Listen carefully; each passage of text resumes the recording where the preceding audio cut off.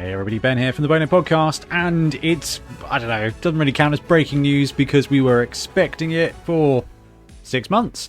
The May 2022 Blood Bowl FAQ has landed, and what we're going to do is we're just going to spend a few minutes going through it, talking about some of the changes. The highlight, though, is that Throw Teammate got hurt this time.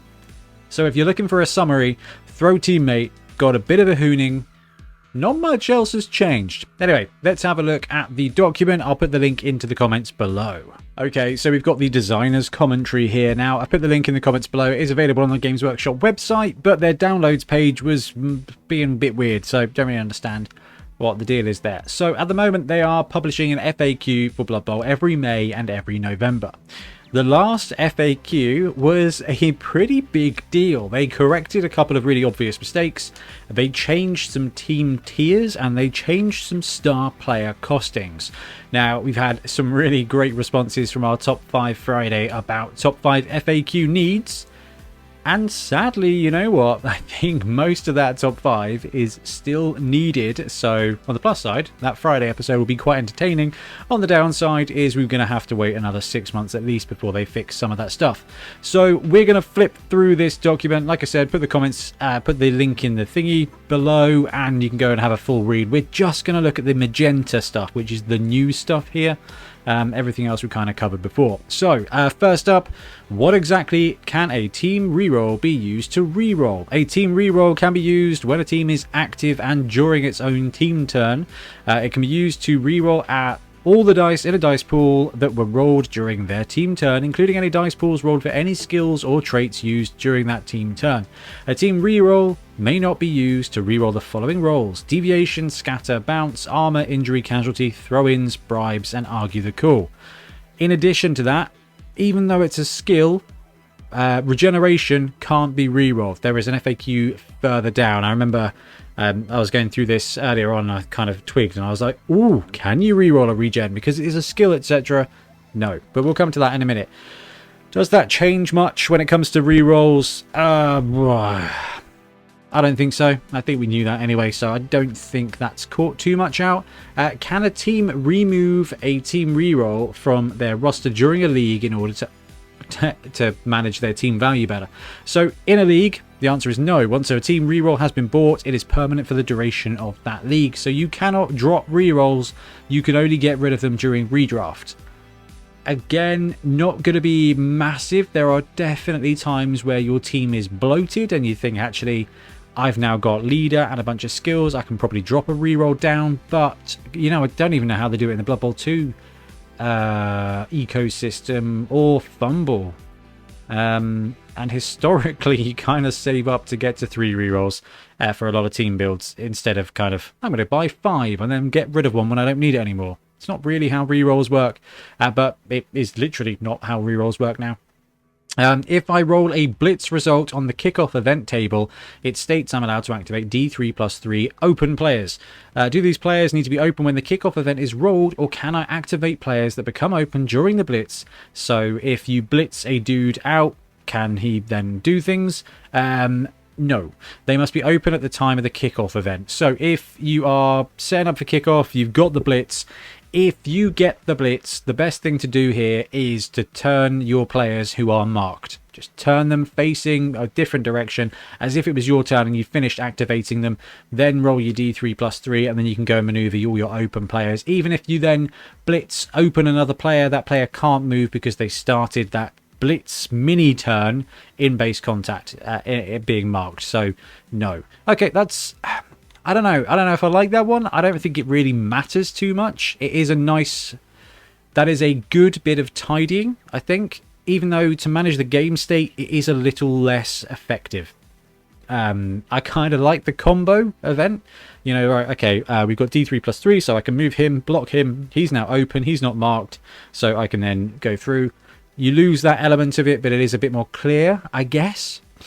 Next up, we've got, can a player that performed a special action also make a move action before or after performing the special action? So this is a 100% in there to represent Thorson Stoutmead, who's got the special throw a barrel special action, where it says it's a special action. whereas the Bombardier special action says you can't move afterwards. It left us in a bit of a grey area as to, like, can he move after? The Bombardier trait says it's a special action, but you can't move. So therefore, special actions that say you can't move, you can move? No. So no, unless the special action in question specifically states otherwise or is performed as part of a blitz action if applicable, you can't do it. So note that some special actions that can be used as part of a blitz action also state that the player cannot move after performing the special action. So things like stab, I guess. Does a player who has the jump up skill still need to roll to stand up if they also have a movement of 2 or less? No, they don't. All right, so we kind of knew this one anyway. If you want to save up 12 SPP, you can give a tree man jump up and they will always be able to get up for free and then move around. Or you could just give him block, I guess. So it doesn't go down anyway. Okay, fair enough. That's a decent bit of tidying, I guess. When a player declares an opposition player as a target of a blitz action, can they change their mind during the blitz action and instead make the block action against a different player? So if you go, this guy's going to blitz this guy, you start moving around and go, actually, I'm going to blitz this guy instead. You can't do that because of the way the action order works. So no, when a player declares a blitz action against an opposition player, the targeted player is the only player that they may perform that block action against. They may not choose to make the block action at all, though the team's blitz action for the turn is still used. So there was a bit of a time where it was a bit confusing as to whether you could declare a blitz without actually blitzing. You can. So the Minotaur can go, I'm going to blitz that guy there, and you don't have to do it. You don't have to do it. You just still get the trigger, basically, for blitzing, but you can't change the target. So you can't say, I'm going to blitz that guy there, roll my wild animal, 2+, huzzah, and now I'm going to go over here. No, you can't do that. You can't hand off instead. If you're going to blitz, you're going to blitz, or you don't make the block at all. This is where it gets, in my opinion, really, really bad. This is really bad time. I don't like this at all. Okay, so if a thrown player lands in an occupied square and then subsequently bounces into another occupied square, is the player that is in the new occupied square also knocked down? Yes, right. Well, we knew that already because you can scatter. You can throw a dude at another dude, and if they hit that dude and bounce off and hit another dude, all the dudes that got hit will go down. That's great. Except for this bit here, which is bad. If a thrown player lands in an occupied square, it will automatically fall over after bouncing into an unoccupied square. Does this cause a turnover even if the thrown player was not carrying the ball? Yes. So all those times you've been throwing or kicking dudes, this does work the same way with kick teammate, doesn't it? Yeah, it does. At cages, you can still do it, but it is going to be a turnover now. So as it stands with throw teammate, if you throw a teammate and they land, great. If you throw a teammate and they don't land, that's fine. If you throw a teammate with the ball and they don't land, it's a turnover. If you throw a teammate who does or doesn't have the ball at a player and it hits another player, it's a turnover now. So I don't like it because it's just a bit of an ugly rules thing.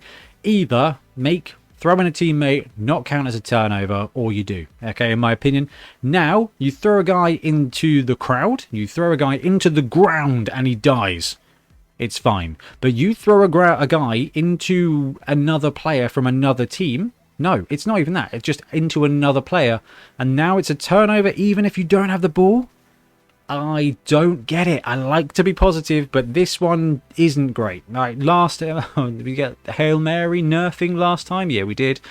Now we've got throw teammate nerfing. So this is potentially a couple of percentage points off stunty teams now. Because if you can throw a teammate before, you might as well throw a teammate.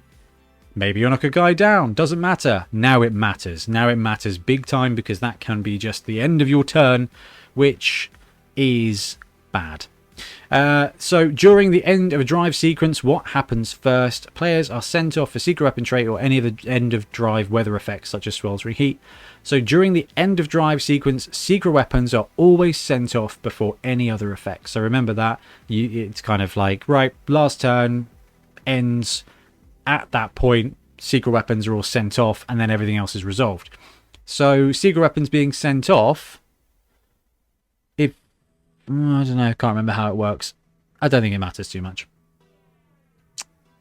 If a player makes a superb kick teammate special action, does it generate star player points like a throw teammate special action? No. Okay, so we've got a little bit of work here to do on the wording between kick teammate and throw teammate. So kicking a teammate works like throwing a teammate, but doesn't count as throwing a teammate. So it'll be interesting to see if a kicked player landing in an occupied square causes a turnover or not. I'm assuming that it does, but hey. If I hire a journeyman that gained an advancement during step 3 of the post-game sequence, how much do they cost to hire? They will cost the same as their current value, including the cost of any advancements gained. So, their current value, that's not particularly useful? I guess their current value would be, as a journeyman, would be free? Yeah. Including the cost of any advancements gained. Okay, so the journeyman levels up, you pay, then they level up, their value changes. So say you get a Skaven lineman, he causes 2 touchdowns, therefore you go, right, we're going to level him up. But that's just dumb. Don't do it. Just wait a game. I guess you kind of got. Okay, so you've got a guy, he scores a touchdown, you say, great, we're going to take a random skill up, it's a good skill up, I'll buy him now, there's advantage there.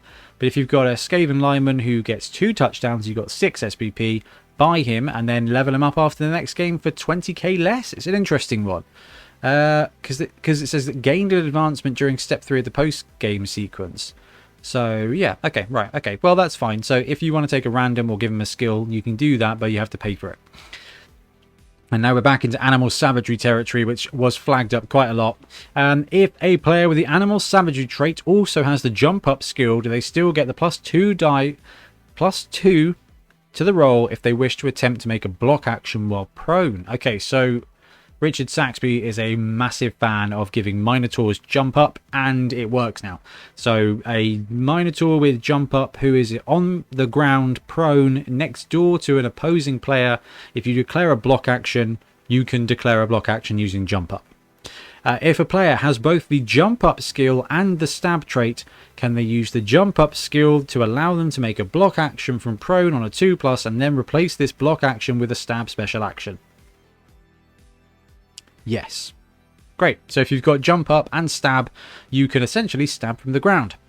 What exactly can the pro skill be used to reroll? The pro skill can be used to reroll a single dice rolled by that player, etc. Cannot be used to reroll armor, injury, casualty, or a roll that is not made during its own activation, such as regeneration, or a dice that is not rolled on behalf of the player specifically, such as a bribe or argue the call. If a player attempts to dodge away from a player with a shadowing skill, which roll happens first, dodge or shadowing? You dodge first, then you roll for shadowing. I like that. That's a clear rule. That makes sense, and I think that's a good move.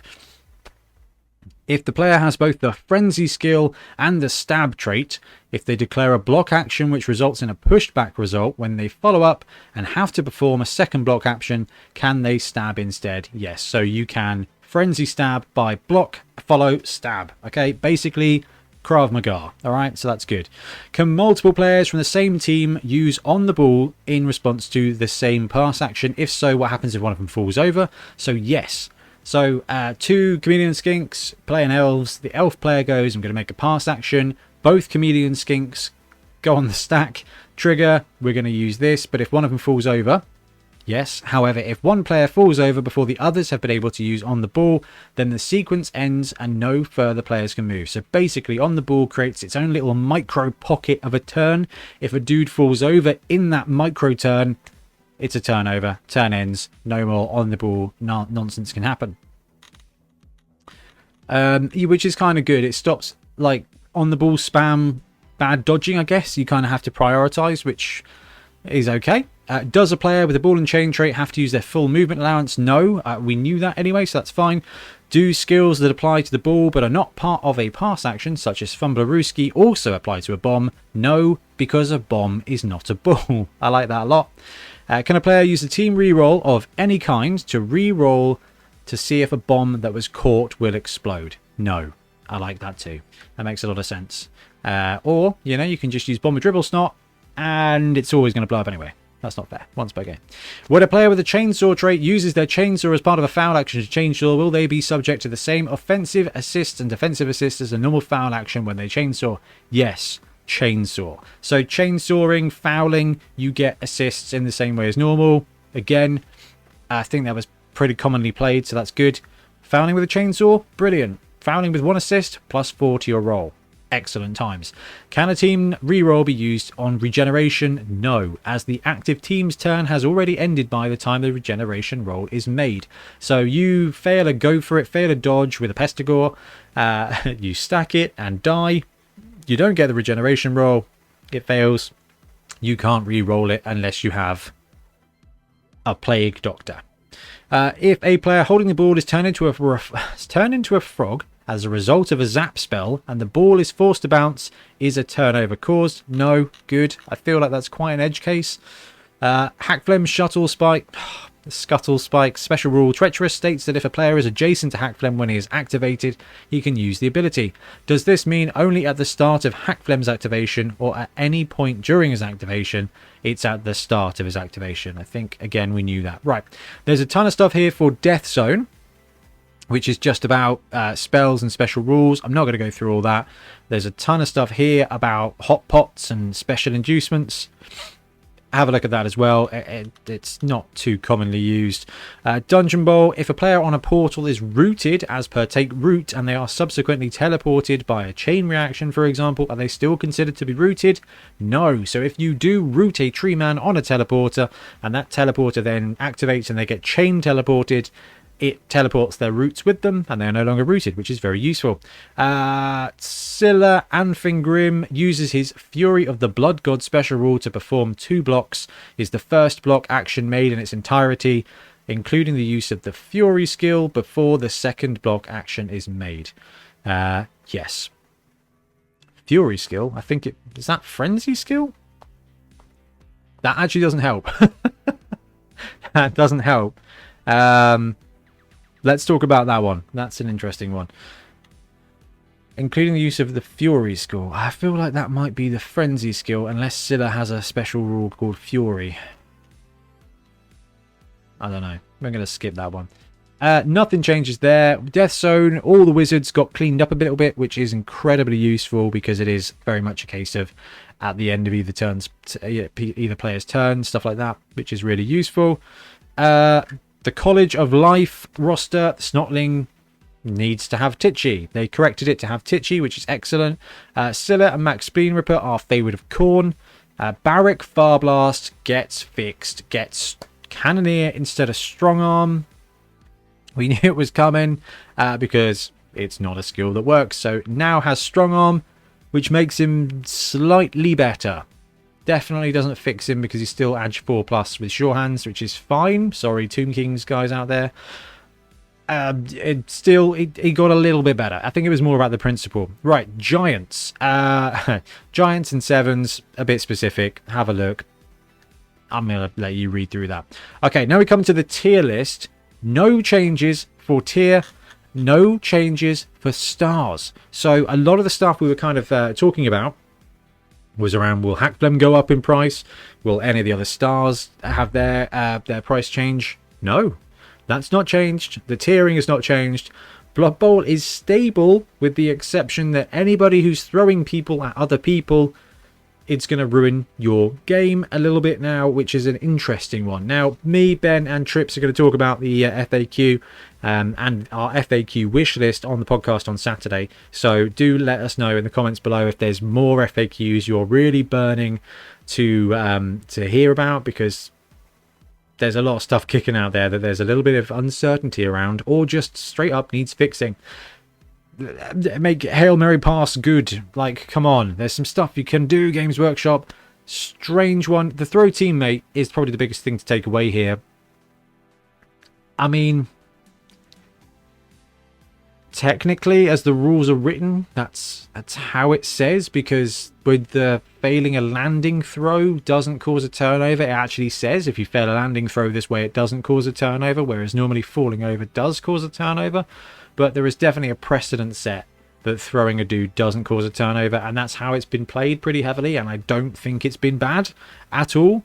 So a bit of a clumsy rule situation there, which I guess none of us are too surprised about, but a bit disappointing. I was hoping for maybe something that helped the game along a little bit, made some skills, some great ideas out there about iron hard skin and things. Not touched. So this was a very much a tidy up FAQ as opposed to a game change FAQ. Here's hoping for November. Anyway, let us know what you think in the comments. And I'll be back soon with more Blood Bowl content. Happy blocking. Thanks very much for watching. We really appreciate your support. If you want to help support the channel even further, please like and subscribe, or come join us on our Patreon. We have early access to content. We get loads of feedback from you guys, and we try and do competitions as much as we can. Or you can get yourself some Bonehead podcast merch on our Spreadshirt site. So if you want to support a team, especially for the Bonehead Championship, you can pick up a shirt, a mug, things like that. It all helps support the channel, and we really appreciate it. Anyway, links below. Thank you very much. Happy blocking.